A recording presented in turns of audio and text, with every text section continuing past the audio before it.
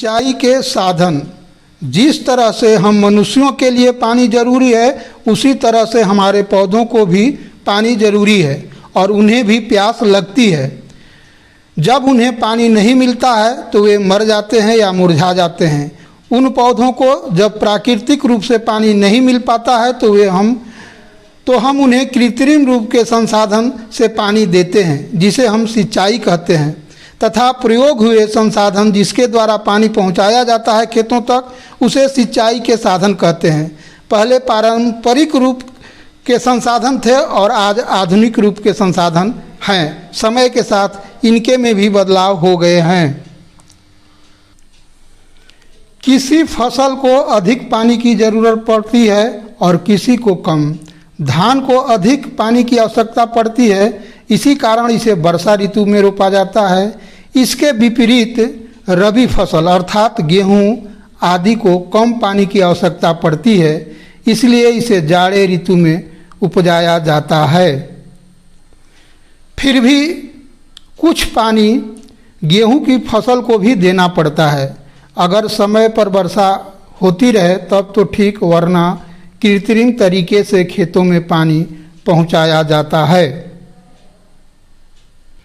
वैसे तो सिंचाई के अनेक साधन हैं, लेकिन रहट और नलकूप अधिक महत्व रखते हैं। रहट में बाल्टीनुमा बर्तन लगा चेन बना रहता है। यंत्रों के माध्यम से यह कुएं में नीचे से ऊपर का चेन बैलों के माध्यम से चलाया जाता है।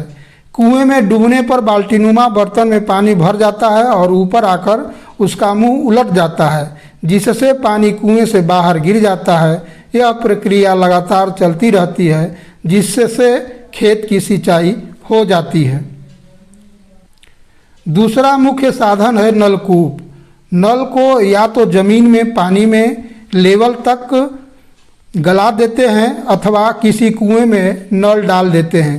बिजली उपलब्ध हो तो बिजली मोटर से पानी खींचने का पंप चलाते हैं, वरना डीजल संचालित इंजन से पंप चलाकर पानी निकाला जाता है और खेतों में पहुंचाया जाता है। ये सभी प्रक्रियाएं वर्षा न होने की स्थिति में ही अपनाई जाती हैं।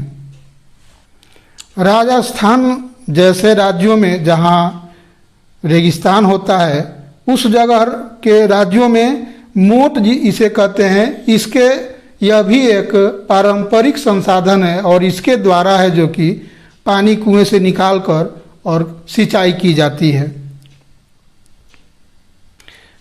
आजकल या पुराने ज़माने में भी नहरों के द्वारा सिंचाई की जाती थी, जैसा कि आप चित्र में देख रहे हैं।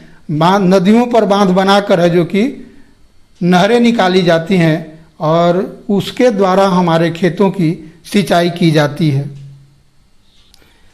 यह पैन है, जैसा कि आप चित्र में देख रहे हैं। इस पैन के द्वारा भी हमारे खेतों की सिंचाई पुराने ज़माने में की जाती थी। आज भी गांव देहात में कहीं कहीं देखने को इस तरह सिंचाई की जाती है, देखने को मिल जाता है। हमारे देश में सबसे प्रमुख सिंचाई के साधन के रूप में नदियां हमारी जितनी हैं, उनके द्वारा किसी न किसी कृत्रिम संसाधन से है जो कि हम लोग खेतों की सिंचाई करते हैं।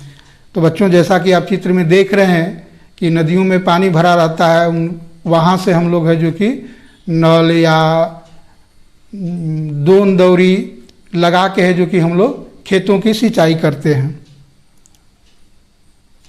तो बच्चों, अभी तक आप लोगों ने कुछ पुराने और कुछ नए सिंचाई के संसाधन देखे, जिनके द्वारा हम या किसान मजदूर जो भी हैं अपने खेतों की सिंचाई करते हैं।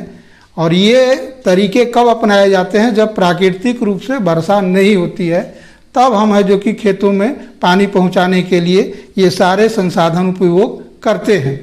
तो बच्चों, इसी के साथ आज हम इस पाठ को समाप्त करते हैं और आगे देख लेते हैं इसके प्रश्न उत्तर।